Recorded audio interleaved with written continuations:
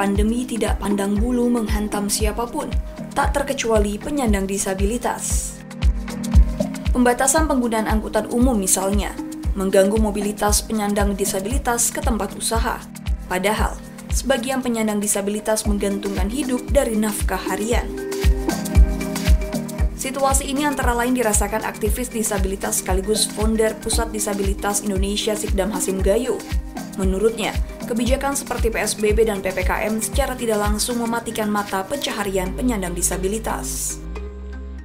Semua kebijakan, semua peraturan, baik PSBB waktu itu dan PPKM saat ini itu sama sekali nggak berpihak pada teman-teman tunanetra sama teman-teman tunadaksa. Sama sekali, semua kebijakan pemerintah itu nggak berpihak sama kami. Bahkan kebijakannya justru mematikan kami perlahan-lahan. Terutama pencarian tadi kan, kayak let's say, kayak PSBB, PPKM. Itu kan pemerintah menganjurkan supaya social distancing. Otomatis kita ikutin, otomatis teman-teman nggak bisa pijat lagi, pelanggan nggak datang lagi. Otomatis mata pencarian teman-teman nggak ada kan. Terus teman-teman yang jualan kerupuk, keripik, apa segala macam, mereka nggak boleh jualan lagi di perkantoran. Nah, itu otomatis mematikan. Di satu sisi mereka nggak bisa mendapatkan uang lagi, dan di satu sisi pemerintah nggak memberikan bantuan. Jadi kebijakan itu hanya mematikan, tapi tidak memberikan solusi buat teman-teman. Sikdam mengalami langsung dampak pandemi di usaha kopinya. Kalau biasanya ia menangguk untung Rp500.000, namun kini uang masuk tidak sampai Rp100.000. Sikdam berharap pemerintah bisa menjadi fasilitator untuk memulihkan pendapatan penyandang disabilitas setelah hilangnya mata pencaharian. Pengunjung nggak ada, sangat.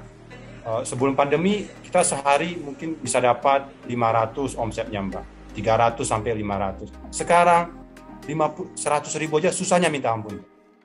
Nah, jadi itu harapan kita seperti itu Mbak. Harusnya itu pemerintah itu tidak hanya mengeluarkan kebijakan PSBB, PPKM yang notabene mematikan usaha kita. Pendiri Advokasi Disabilitas, Inklusi Audisi Justisia Arif juga mengakui faktor sosial ekonomi sangat berdampak bagi penyandang disabilitas, terutama mereka yang tidak bekerja secara formal. Jadi kalau misalnya teman-teman netra ini kan mereka juga kan harus memiliki akses gitu ya, bagaimana caranya untuk bisa terus berkegiatan. Nah ini dampak sosial ekonomi ini sangat terasa sekali gitu ya. Cuma berapa persen ya kan yang bisa tetap bekerja online gitu kan, atau memiliki pendidikan. Sehingga untuk teman-teman disabilitas yang tidak bekerja secara formal dan informal ini sangat berdampak sekali ya secara pandemi, dalam masa pandemi ini.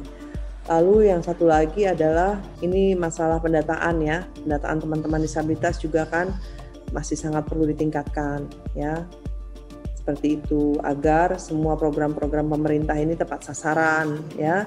Misalnya mau pembagian bansos dan sebagainya itu dengan data yang terpilah gitu kan. Ini akan lebih bisa memudahkan pemerintah juga untuk bisa mereka mendapatkan bantuan-bantuan yang sesuai dengan kebutuhannya. Kami ini di masa pandemi ini kita nggak bekerja sendiri ya Mbak ya, karena kita saling bersinergi.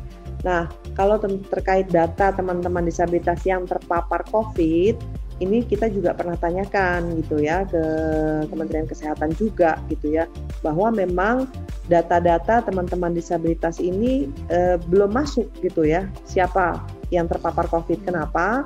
Karena prinsipnya bagi Kementerian Kesehatan, pelayanan kesehatan ini sama untuk semua, inklusi. Justisia Arif berharap penyandang disabilitas terus memproteksi diri, menjaga kesehatan protokol kesehatan 3M, dan tidak takut untuk divaksin demi kebaikan bersama.